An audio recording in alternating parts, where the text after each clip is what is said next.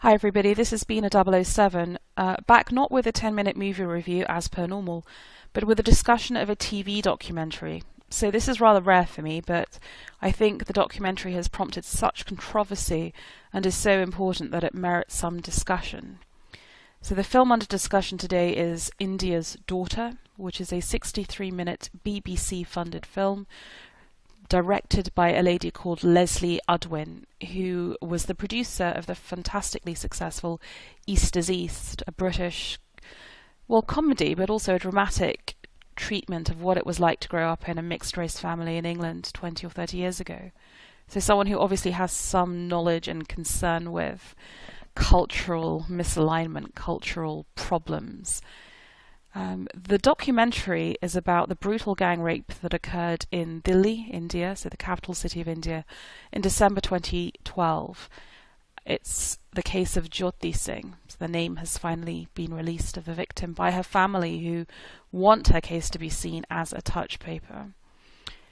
She was a 23-year-old medical student who went to see a movie with her friend at 8 o'clock in the evening, was coming back home. They hitched a ride on what they thought was a private bus. The boy was brutally beaten, and then the girl was viciously gang raped and thrown out of the bus and left for dead. She did, however, survive for a few days, in which she was able to remarkably explain what happened to her and say goodbye to her parents before dying. Now, this horrific attack, I think, became seen as a symbol for the wider issues of sexual violence and misogyny in Indian society, and set off widespread protest, resulting in a commission on the rape laws in India, and a report which was incredibly liberal and asked for wider definitions of what rape constituted, and taking away the language of shame from the Indian statutes, which I think does distinguish it from those in England. But ultimately, the issues of a woman's place in society continue. And what this documentary does, which I think is fascinating, is expose those real conflicts, not just to the wider world and to those in England, but apparently, maybe, unfortunately, to those in India, because the movie has been banned from being shown by a Delhi court, and as always, censorship backfires, especially in the age of the internet, because now the YouTube links are running wild, and the BBC has brought forward its release of the film, and so has NDTV, which is an Indian news channel. And the Twitter feeds are full of comment, both back and forth about whether the film should have been aired. So I want to talk a little bit about the film and then about the controversy and kind of where I stand for what it's worth. So the film is an hour-long film. It starts off with a recreation of the acts, of course omitting anything too traumatic, but it's still very disturbing. And it then goes to show her background, the background of the victim, that her parents were very poor, but very liberal, despite being traditional. It's an odd mix. They educated their daughter at intense cost to themselves, and that she herself was a very remarkable girl. She wanted to be a doctor, she wanted to help people. She didn't believe that being a woman should hold her back from any of this.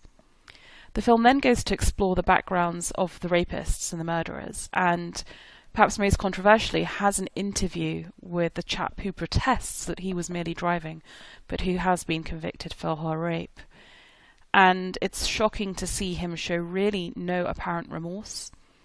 To his mind, if you're out walking the streets at 8 o'clock at night, you deserve what you get. This happens every day, and why this should have been so controversial, he really cannot see. So that is of itself chilling. And you see the backgrounds of the people who perpetrated the crimes, that they typically have come from incredibly poor backgrounds, would not have maybe had access to the kind of education that would give them the sort of liberal humanist norms that I would have, and therefore the respect for women that maybe we would have.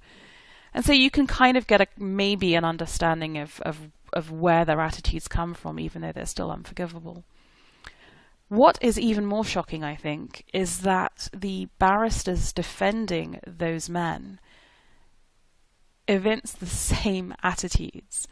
So one would imagine that men who have gone to law school and have risen very high in their society would have had exposure to concepts of liberal humanism, and would therefore see that just because a woman is out at 8 o'clock at night doesn't mean that people have the right to rape her. But apparently not. And so it's incredibly shocking, incredibly incendiary. There's even footage of one of the lawyers saying that if his daughter was caught in a sexual relationship before marriage, he would pour gasoline on her himself and set fire to her. So this is really incredibly powerful stuff, and actually that was the bit that made me more angry and more upset than even the recreation of the rape itself. So I think what this film does is it exposes a profound cultural schism. And I think that's fascinating for people in the West to see, because I think there is a conflation that we make with economic progress and the progress of liberalism. So we think often, mistakenly, that because a society has achieved a certain sheen of free market capitalism, as India has done, it's become incredibly successful, and in a way, as one of the commentators in this program says, that brings its own social problems, because suddenly young women have economic independence and therefore, act and behave in certain ways that a traditional society might not tolerate.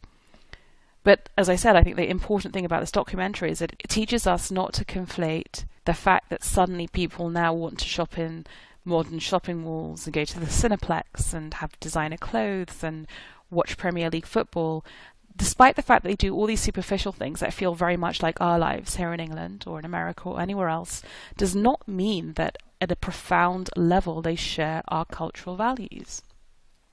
One shouldn't assume this. And I think this is what the documentary shows, that what unites the poor rapist from the deprived background and the highly educated lawyer is a fundamental misogyny.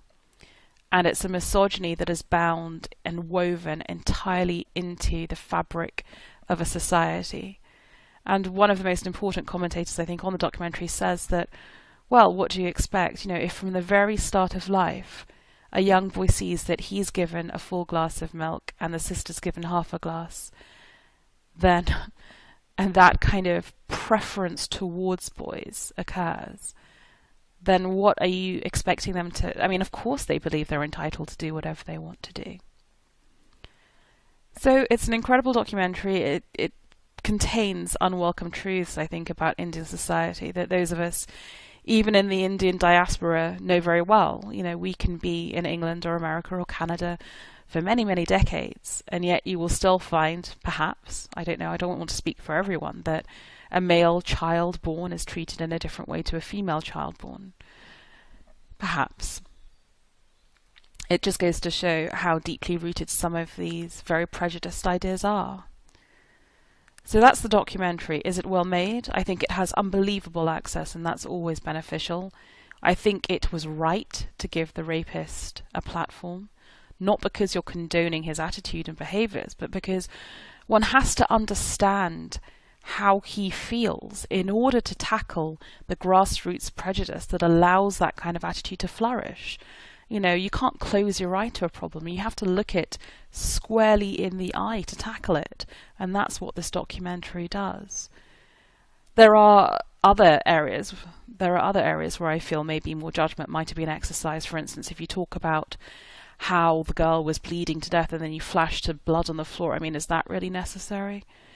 So yes, judgment could have been exercised differently, but the fundamental point about including the testimony of the rapist, I think, is absolutely valid and indeed necessary to move forward on this issue.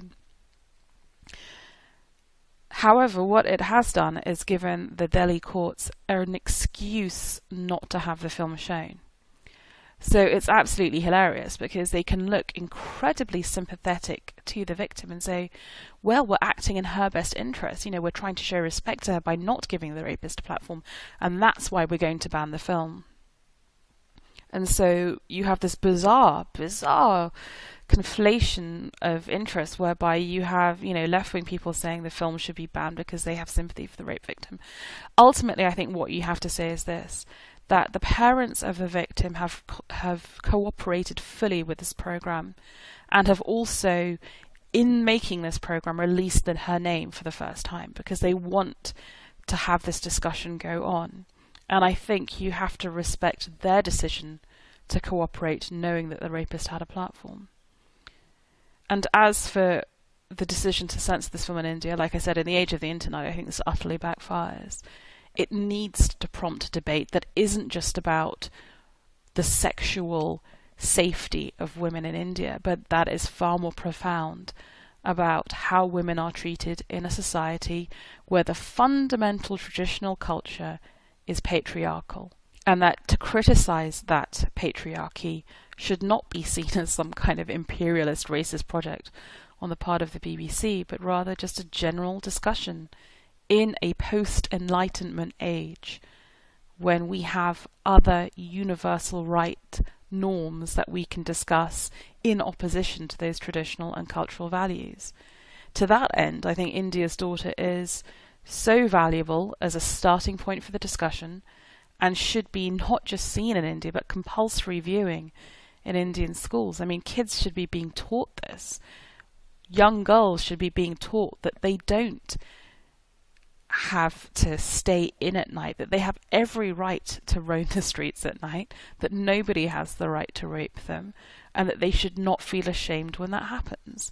And young boys should be taught that they do not have the right to somehow punish girls for being sluts or whatever else they think. That just because you believe in traditional values doesn't mean you get to punish girls who don't share those values. So for what it's worth, those are my thoughts on India's Daughter. I don't think it's a perfect documentary, but I do think it's incredibly valuable and it should be supported, and I really hope that the maximum number of people in India watch it, even if they disagree with it, because this is a debate that needs to be held in the open. And I find it exceptional that the modern India of economic success has such insecurity that it cannot debate these things openly. So with that, a very serious and sad discussion, but I really would urge you to watch India's Daughter. I believe it's on BBC iPlayer for the next 7 days, for those of you who are in the UK. There are still, I think, some links available on YouTube, but please do try and seek it out, because it's an incredibly, incredibly powerful film to watch. With that, thank you for listening.